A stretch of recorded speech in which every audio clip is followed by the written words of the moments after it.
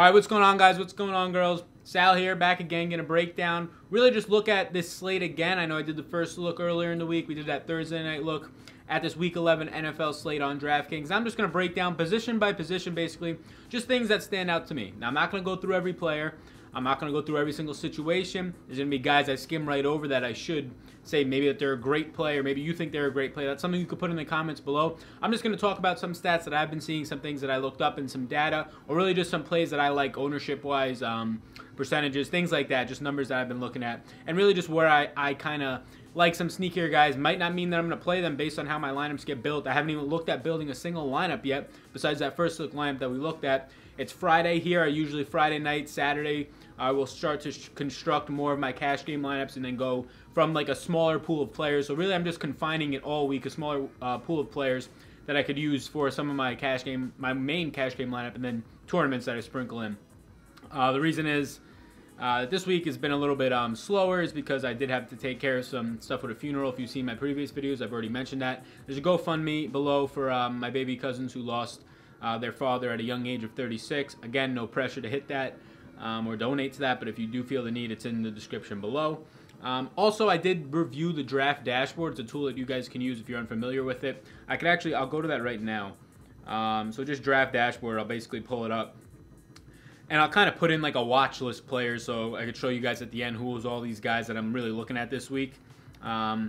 And this is just with Draft Dashboard, it's just the basic side of it. Again, I'll have this linked up in the description if you want to do it. I think it's like $1 for a month of it. And I'm not trying to sell you on it. I'm just basically trying to give you guys a tool to use. You can check out that video to see how to use it. It's very user-friendly. Just giving you guys really just a clear tool to use. Clear, concise, and cheap tool. Delete it after a month if you don't want to spend more than $1, honestly. There's only really like a month of the season left for the regular season. Or a little more than that, but for the most part, you get it. Let's break down this slate, though. Appreciate it. This is coming out on Friday. It's going to have a short lifespan of like 2 days. If you could hit that like button, it helps the channel out a ton. And subscribe, you guys. I mean, I want to get to 500 this week. We're lagging behind. We need like 80 more people to get to 500 goal. That'd be awesome if we can get to them. Do a giveaway once we do get to 500. I'll pull a video out for that. But I appreciate the support in this channel. You guys have been commenting, saying that you think it's underrated, this channel. You really do like it. And honestly, that means a lot to me for somebody who's just putting these videos out for fun.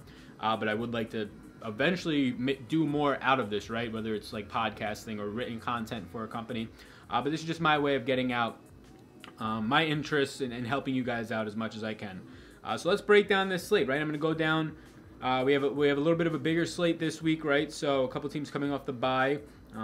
That's going to be different than next week when Thanksgiving is going to take up 3 games, which again, that's like you get 2 football weeks in one there. You get the Thursday 3 games, and you get all day Sunday, and then obviously you still have Monday. So it's just going to be a great football week next week, starting on this Sunday. Then you get Monday, then you get a full Thursday, and then you get a full Sunday. So it's going to be great, a great week of football. Let's break it down. So position by position, obviously I love Drew Brees this week. The Eagles' top 3 cornerbacks looks like they're not going to be playing this week. That helps Drew Brees already on what an Eagles secondary that was already funneling to the middle of the field, which is something that all quarterbacks want to use, especially when you have Drew Brees. Yes, he is at home, so you know his home and away splits, which he's been recently better on the road, like he was last week in Cincinnati. So in the dome, this man's just going to light it up. I think that this is the game that everybody's going to stack, these 2 quarterbacks right here. Drew Brees, home away splits, like I said, you can see there 29 to 21, but again, 21's not terrible out of a quarterback, but if you're going to pay up this high, you would like to see closer to that 29, right, especially in tournaments. Carson Wentz, he's been better on the road, so again, it's kind of like a perfect storm. You can see 25 to 21, home and away.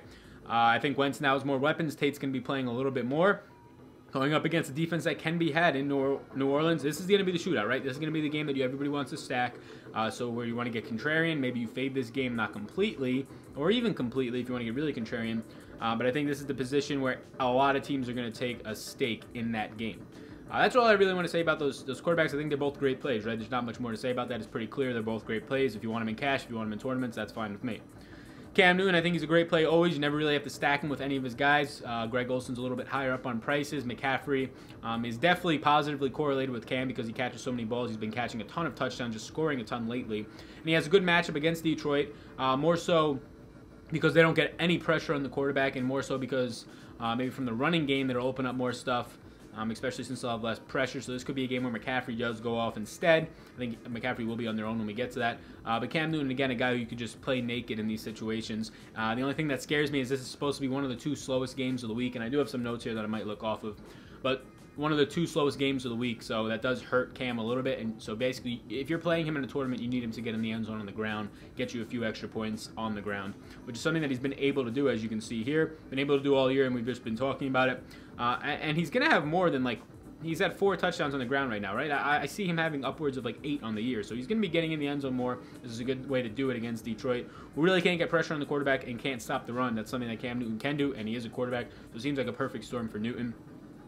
Going to highlight over some of these other guys, get down to Andrew Luck, who's in a great situation. Tennessee is a good defense, quality defense. Malcolm Butler on the outside is a garbage can, right? He's terrible out there.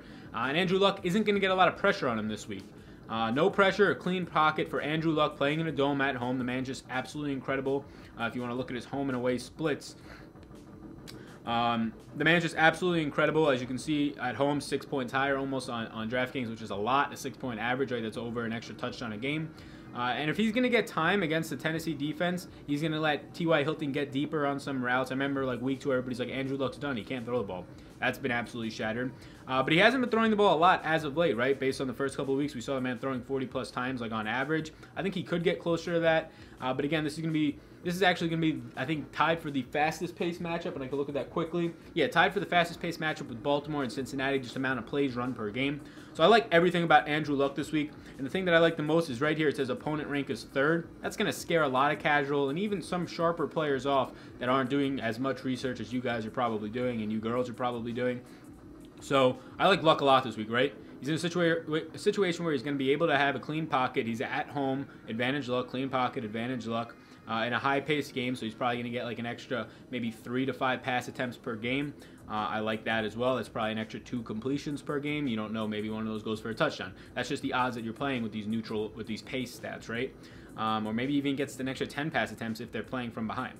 So I do like this game a lot for Andrew Luck, one of the guys I'm really high on in tournaments, as well as Deshaun Watson. Deshaun Watson without Will Fuller, we've seen his stats go down a lot. Hopkins' stats go down a little bit without Will Fuller out there. But Demaryius Thomas is there. Yes, he's maybe a little more washed up, and he's not that same explosive player as Watson or as Fuller, but now he's coming off the bye. He's still a guy who can catch the ball. He's still a guy who can score touchdowns, big-bodied receiver. It's not like you're throwing out a fifth-string rookie or an unproven guy on that other side of the ball. It's somebody who will garner some of the targets, and he will make some plays for Tennessee. So I'm not scared of playing Hopkins ever. Definitely not scared of playing Watson, who's cheap, right? He's under 6K this week. He's dirt cheap. I mean, so is Luck under 6K. These are the guys that I'm going to be targeting more so in tournaments. I don't think anybody's talking about Big Ben. I don't think I want to play him, but I think he's sneaky. I'll just mention that as I look at him. Fitzpatrick has a great game here, opportunity. He's finished in the top 5 in fantasy quarterbacks in all but one of his starts. One of his starts that he's finished. So 2 of them he didn't finish there, but one of the times he got benched.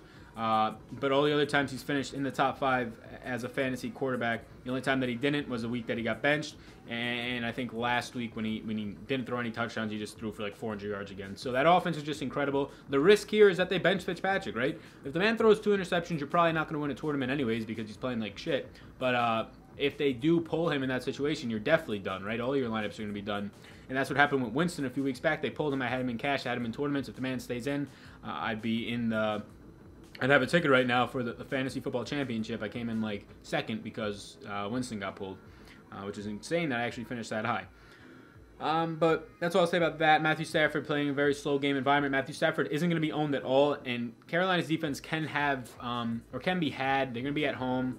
The Lions are going to be at home. They got to get it going at some point, right? They just play too darn slow, and they have Carry-On out there. They're using Theo Riddick in the slot a little bit more, which I do like that. One of these weeks he's going to blow up. He just continues to see his price stay underneath that 55, underneath that 6K range. He's going to blow up because he's always a guy who can throw for 400 yards and 3 touchdowns. One of these weeks he's going to do it. Maybe not without Marvin Jones this week. But it's going to happen, and he's going to have like 1% ownership. So that's always something to keep an eye on. Guy I like a lot, 5,200, Eli Manning. I play Eli Manning on these one-game showdown slates like all the time. Like, it's insane how much I play Eli Manning because one, he's had great one-game showdown slate matchups, right? San Francisco and Atlanta, like those are offenses or defenses that let you pass the ball on them. And he's had what, like 400 yards, 188 yards is not good, but he had 3 touchdowns, so it makes him serviceable, right? Eli Manning on these one-game showdown slates is never owned because the image of Eli Manning is that he's awful, and he is awful, but he's still a guy who's the quarterback of an offense that has 2 of the most talented players in the league, and a serviceable, really good serviceable tight end, a great number 2 wide receiver in Shepard. like I said, Odell and Saquon out there. So I do like playing Eli Manning, and again, he has a great matchup at home where the Giants are favored in a game that has a 50-plus point total. That hasn't happened in years. So something's got to give here. Maybe it's Saquon, who has a tough matchup inside the tackles against Tampa Bay. When you go to the outside, Tampa Bay's awful, but up the middle with McCoy, Gerald, whoever's up there, they're going to be great.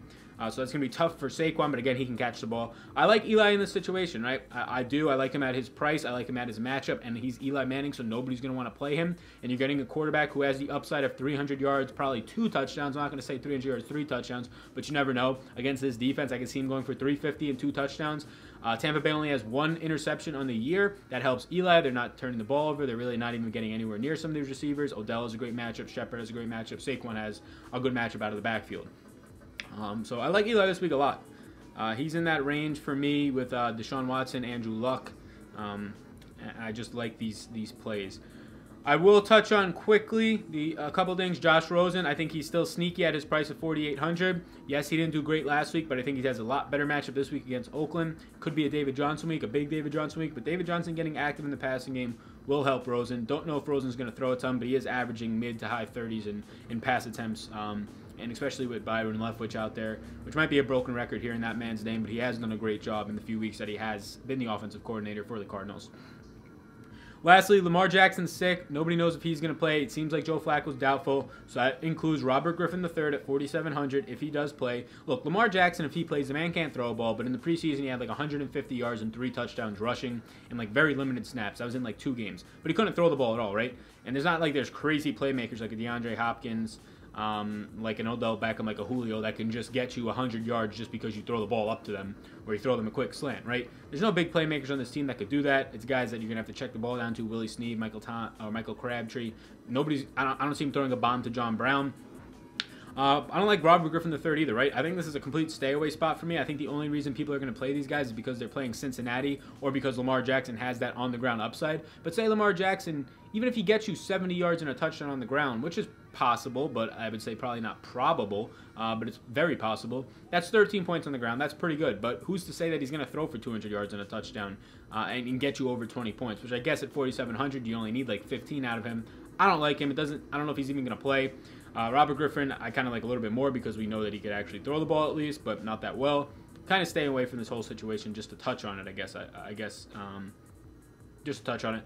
Derek Carr, I think, is too cheap, but again, I really don't want to play him. He has these weeks where they come and go, and he'll just blow up a team and do well, like he does here for 27 points, like he does here for 36 points. But most of the time, I don't want to play anybody on the Raiders. I don't want to play anybody that John Gruden is attached to right now. Running backs, we're on my first look lineup. If you guys want to check that out, you can. But, I need to take a breath. That was a lot of quarterback stuff. But running backs, let me flip this page here. There's a lot of them. There's a lot of great running backs. There's a lot of high-priced guys, and I think the very favorable way to do this slate would be, all right, stack up on some of these higher-priced guys. Saquon, Zeke, McCaffrey, David Johnson, Melvin Gordon, all these guys. We did it in the first look lineup. We fit 3 of them in. My favorite guy in the week, though, is probably David Johnson still. $7,500, so he's a little bit cheaper. You get some savings. And he's getting, since week 4, I heard this on the Daily Fantasy Edge podcast from Al Seinfeld. If you guys want to watch him, he's a great YouTuber, great Twitch guy. He produces great content all around, written, audio, visual, video, whatever you want to say. And he said since week 4, David Johnson is like 4th in opportunities at like 21.7, somewhere in that range. And he's just been getting the work, right? Byron Leftwich, basically the heir to Bruce Arians, if you will. He's using him in the passing game. He's running the most routes that he's ran. 9 targets, absolutely insane. That we're getting that usage again out of David Johnson. So he had 30 opportunities. And he just went ham, right? He went for 180-plus total yards last week. And he had a couple touchdowns. So I think that's viable this week against Oakland, who's not that great. Oakland is, this game is a slower pace between the two, second slowest of the week, so that does worry you. But if David Johnson's the guy getting all the work, which it seems like he has been lately, 30 opportunities is a ton. I'm fine playing David Johnson, and at his price, I think he should be in the 8K range. I love him this week. I think he's going to be highly owned. But if you want to play one of the highly owned guys, I'd probably go with Johnson. Saquon's right up there again because Saquon's floor is just absolutely insane. This was his worst game in the passing game, right? Worst game, he had 5 targets, 4 catches, 33 yards. Any other running back, you're taking 5 catches or 5 targets for 4 catches for 33 yards any week. Saquon, for him to get 7.3 points in the passing game is like a shame. That's nuts, right? And then he still has the rushing upside, which is San Fran basically shut it down. They brought Richard Sherman down a lot, pressing in and basically bringing an extra tackler in there. They couldn't really set the edge, which is really the only way Saquon's going to get loose with that offensive line. Love Saquon, though. Really, all these guys up front, I'll just say I love them. The only ones that I'm a little bit shaky on is Kamara, just because I think the Eagles are a lot better on the ground, but Kamara can catch the ball as well. All these guys are in play. I think this is the interesting range, the 7K range. We already talked on David Johnson. But Connor and Mixon. Connor has a great matchup, actually. Jacksonville hasn't been that great. They are allowing, I think, a top 10 in explosive plays to running backs. Connor's role in this offense is absolutely insane. I mean, you could look at it. The man just keeps getting targets. Last week was a game where he came out of the game. It said that he's going to be playing. So, I mean, you can kind of just cross this game out. Bad game at 14 points because he only really played a half, and they didn't really need him. They say that Samuel's going to get involved more, but the way that Connor's been playing, Le'Veon Bell now officially all done. So that's out of the way, out of their mindsets. Samuel's not going to be taking over any crazy work. Maybe he plays 10% of the snaps. I don't see anything any higher than that. But the man's matchup proof, right? Look at these targets. Very similar to what we're seeing out of Saquon in consistency in targets. Probably averaging 6 to 7 targets a game, which is nuts because his catch conversion rate is very high. He's catching basically probably upwards to mid to high 80s as low A dot out of the backfield. A lot of running backs do. But if he's adding another like 7 points on the floor with his receiving game, I like James Conner a lot. Nobody's going to play him this week. They keep putting players down because of the Jacksonville matchup, which Jacksonville hasn't been. They're still a top 5 overall defense, I think, against the run too. But he's a two-way player. He gets all the goal line work. I like him because his ownership is going to be so low, right? If you're paying cash, I'd rather have David Johnson. I'd rather have McCaffrey, who's another guy who's a sneaky play against a bad Detroit defense, who's going to be low owned and they give up explosive plays, just slower pace, like we mentioned. Love James Conner this week a lot.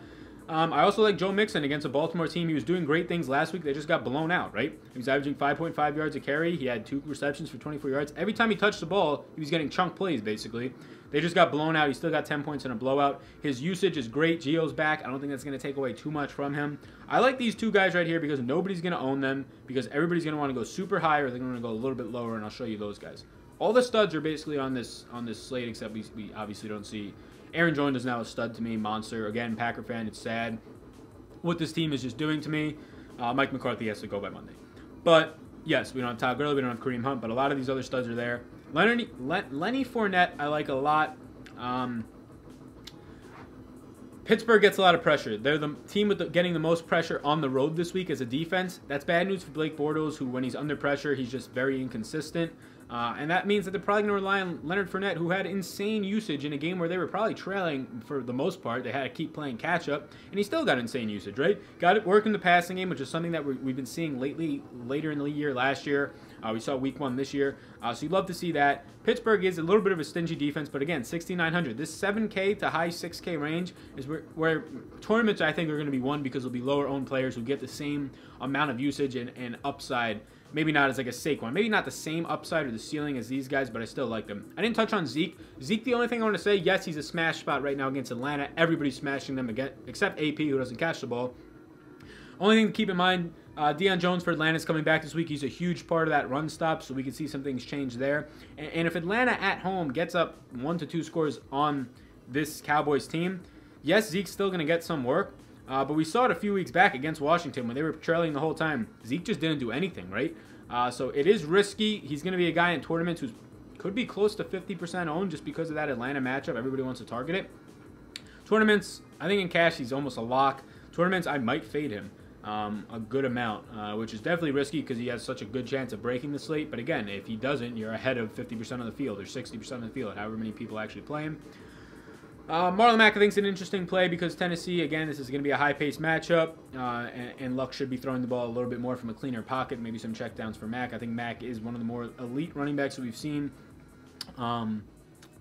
as of late at his price range. I don't want to say elite and just leave it at that. I think he's elite in terms of paying $6K for him at home in a running back in a game where they should be favored with positive pace, positive not having to really pass block too much. I just like his spot. Tevin Coleman I like mainly because he's getting more targets now since their bye. I saw a tweet, since he's bye, he's basically had at least 5 targets in the majority of those games I think both games since their Week 8 bye. He didn't have 5 targets anytime before that. So he's getting more work in the passing game, taking some snaps back away from Ito Smith. Don't hate him at his price of only $5,300. And he didn't go off last week after people tried to play him after his big week. So I think low ownership is in the cards again for Coleman. Lindsey I'm off of with Freeman back. Don't know what's going to go on there.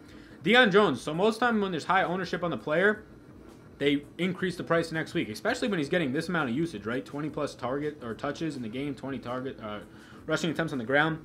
I like him at 4,800, right? I think a lot of guys are going to go high and then go cheap with Dion Lewis. That's fine. In cash, I like Dion Lewis at his price a lot against Indy, which isn't an unbeatable matchup. But again, you're paying 4,800 for a guy who's going to get you 18 to 25 touches. Why not play Dion Lewis in a week where in tournaments people might play him less because 30% of the field played him and he only got you 8 points.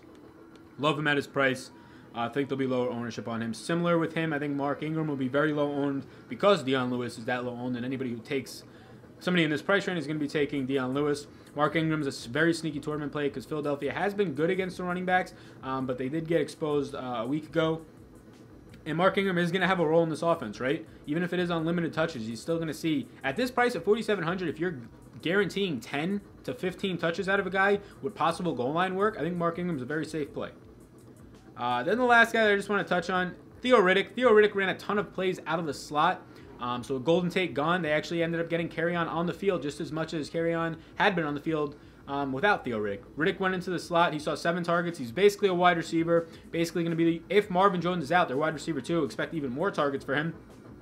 He had 12 points, right? He had 12 points. Now they only price him up to 4K. He's running a bunch out of the slot. He's probably not going to get any carries. But with Marvin Jones out, if we can kind of say that Theo Riddick's going to get, again, 7 targets, and this is probably 10 yards per average is probably what he can do because he's going to catch the ball 3 yards, an average A-dot of like 3 yards, and then you're just running the ball out of the backfield at that point, probably break off a long play or two. If he gets in the end zone at 4K, he's great value. So I like Theo Riddick a lot. I think he'll be lower owned. And I think if he's running like a wide receiver too out of the slot, and again, Golden Tate had a ton of work, had a ton of chemistry with Stafford. Riddick's been there a lot. He has a lot of chemistry. If he's going to take over like a slot receiver role as a running back, I love Theo Riddick. Marvin Jones is going to be out, so there's an extra like 5 to 8 targets that are going to have to go around. I like Riddick to take 2 of those. I think Riddick's floor, if Marvin Jones out, is 6 targets, and he's probably going to see closer to 8. So I love Theo Riddick this week a lot, actually. That's all I'll touch on for there. Let's jump to wide receivers where I usually have the most stuff to talk about. And just a strategy this week, mentioned it in the first look.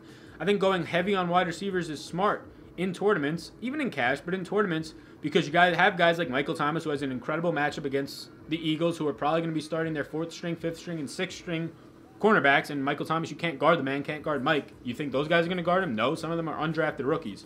None of them are going to be able to guard him.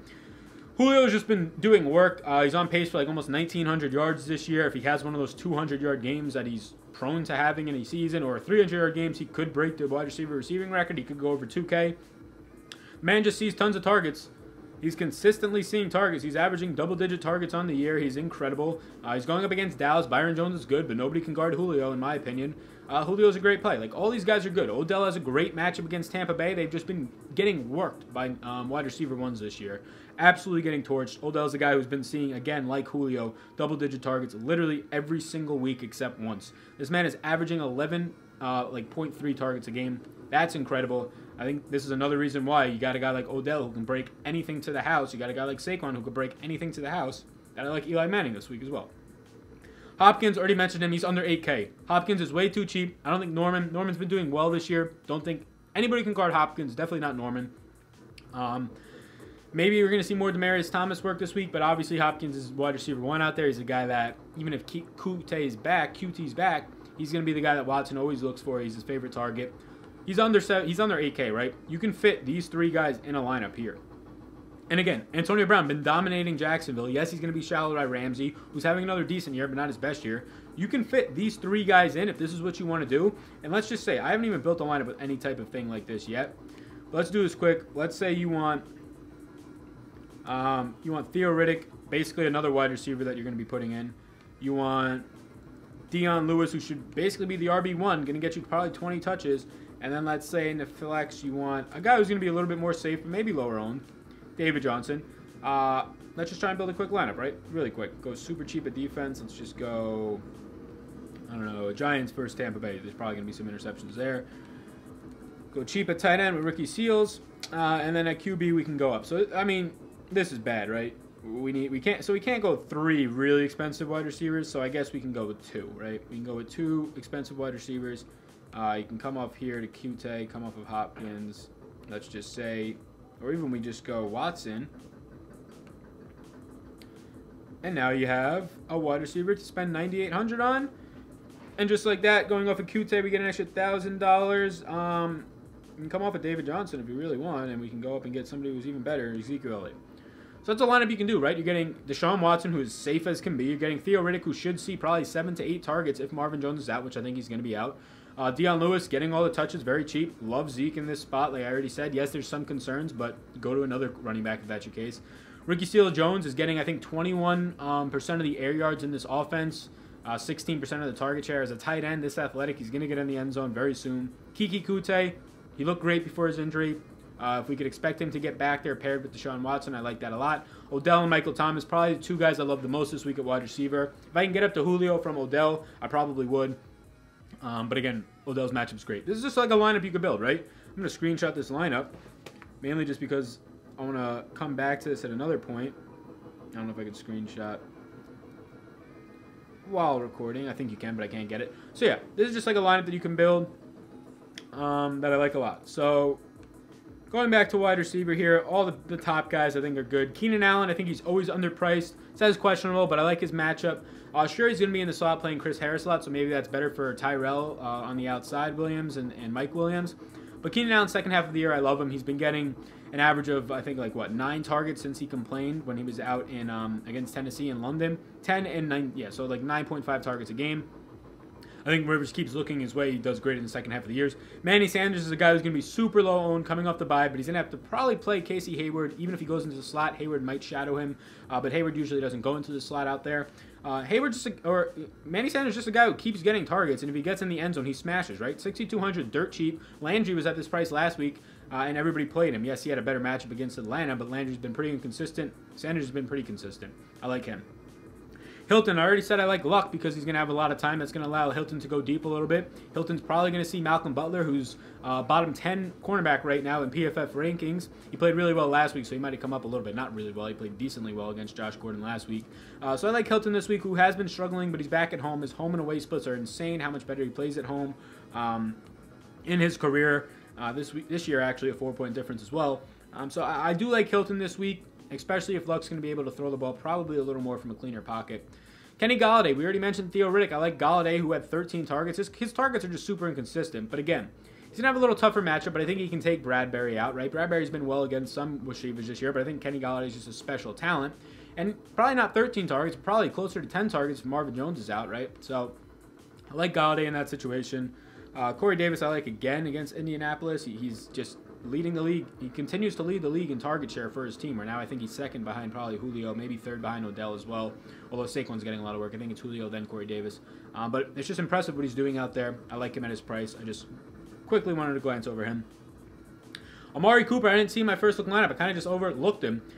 Since coming to Dallas, he's had 43% of the air yards and 35% of the target share, which is absolutely ridiculous. He never had any of those numbers. And yes, it's a small 2-game sample, but I think that's going to be closer to the average we're going to see out of Amari in Dallas. They spent a first-round pick for him, so they want to get him the ball.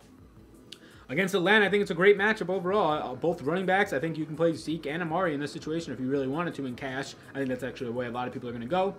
I like Amari a lot. Right below him, Sterling Shepard for a little bit cheaper. I like him a lot. Wide receiver 2s, slot wide receivers. I wrote down the stat. They have at least, against Tampa, they have at least 5 catches in every single game in the slot or a touchdown. So a touchdown, I think, 6 out of 7 games against Tampa for slot wide receivers. The only guy who didn't get it was Marquise or Harris on the Redskins after he had that big week, but he still had 5 catches for 55 yards.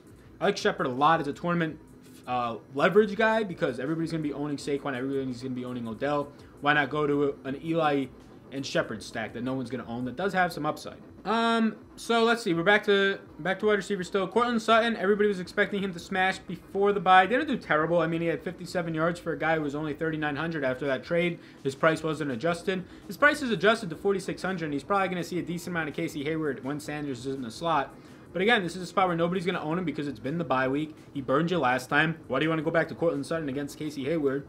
But he should see a decent amount of the target share out there. It's basically just him, Manny Sanders, and Hewerman, the tight end. And Sutton's a special talent who can catch the ball. He's a big body receiver near the red zone. I don't hate him this week at all. I actually do kind of like him as a sneaky play. Kute, I like if he comes back, which he should be coming back in the slot. He'll have a great matchup, and he has a great quarterback out there who's going to target him like he did in his first two 2 games before actually injuring himself. He was getting a good amount of the work out there, 15, 7, and 5. 15's a little bit too much. That game went into overtime, but still, probably should be closer to 7. I don't mind him. John Ross, don't want to touch. Don't even want to touch Tyler Boyd. I know I skimmed over him. Don't want nobody in that offense. Nelson Aguilar, I think, is interesting with Golden Tate out there. I think we're still going to see a lot of work for Aguilar, though. And this is a game where Tate didn't have the whole offense down. He only played on like 18 snaps. But I do think we're going to see Nelson Aguilar probably on 50+% of the snaps, if not more. They like the kid. They spent an early draft pick on him a few years ago. He's a special talent, right? And he's going up against New Orleans. He could be in the slot a lot, so can Golden Tate, but both have great matchups, and I think at 4,100, he's very viable. Traquan Smith, he plays almost all the snaps, and he just gets no targets. I don't know what's going on with him. Saw nothing against Cincinnati. He's been doing that basically all year, just getting no targets. Even the week that he went off, he had no targets. So I don't know if I want anything on Traquan. That probably means he's going to go off this week. But personally, I just don't want to touch him because he's so unpredictable at his spot. That's really it. As of right now, we don't have too much value opening up at wide receiver. Jordy Nelson might retire, so if you really want to go super cheap, you can go with the guys, which again, I don't want to play anybody out there, but at $3,000 min price, Seth Roberts isn't an awful look for a guy who's getting a couple targets a game. He gets red zone looks, and he's probably going to be starting or increased snaps this week. And again, Brendan LaFell, 3,400. He might get the Patrick Peterson coverage, which could hurt, which again could help Seth Roberts. Now, look, these guys aren't guys that I want to play, but in tournaments, at how cheap they are, and they're probably going to be the starters, running 90% of the routes, running like 40 routes a game. With Derek Carr was not great, but again, he's not as bad as he looked in his past couple of starts. I don't hate it, right? I don't hate it at that price and ownership-wise, not touching it at all in cash, but it's definitely a spot that you can find some value.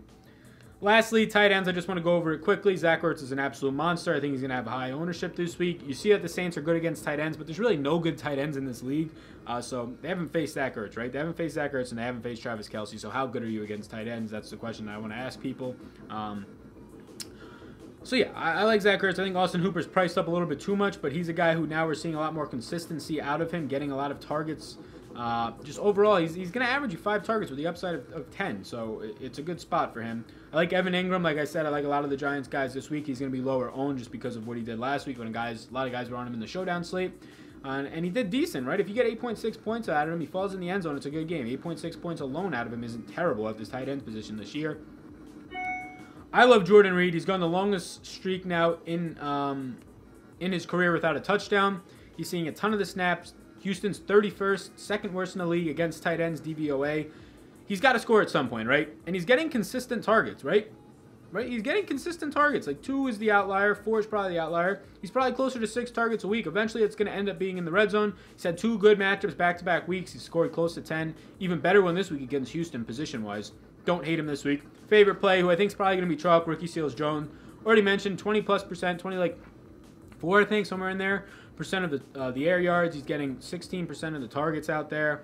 And he's just a big body athletic receiver that they're actually using now with this new offensive coordinator. They've used him all year, but they're actually game planning around him. You see 9 targets. So I love Ricky Seals-Jones. Other than that, there's not much at tight end that I really want to look over. Not really going to hit on defense either. I know that this is late in the week. I'm putting this out on Friday. It's probably going to be out by Friday evening or late afternoon once it goes up. But I appreciate it if you're this far, to hit the like button, and please, if you could hit subscribe, hit the notification bell. I know everybody says that same exact thing, but we all mean it. If you can hit subscribe, show some support, I'd really appreciate that. Not a lot of people are probably going to get to see this video since it is so late in the week. Check out, like I said, I forgot to go through and kind of highlight all the guys that I wanted, but this is Draft Dashboard, and basically, you can go and watch the other video that I already did on it. I think it's pretty good. It's only $1 for a month, so I'll drop the link in the description below, and you can click that link, check it out. If you don't want to pay the $1 for the month, don't do it.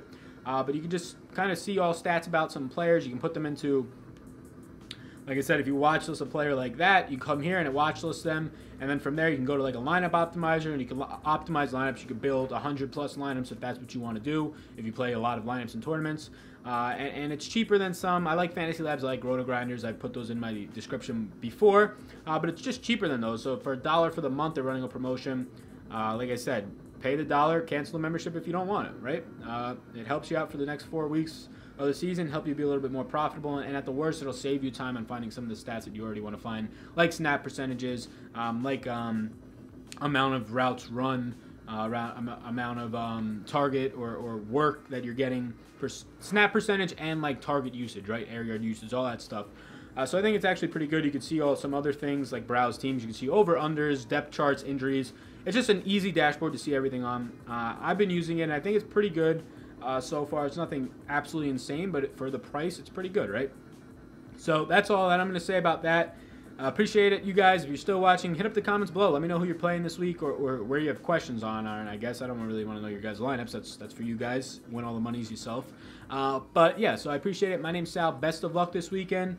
And I'll see you next week for a first look lineup. Peace.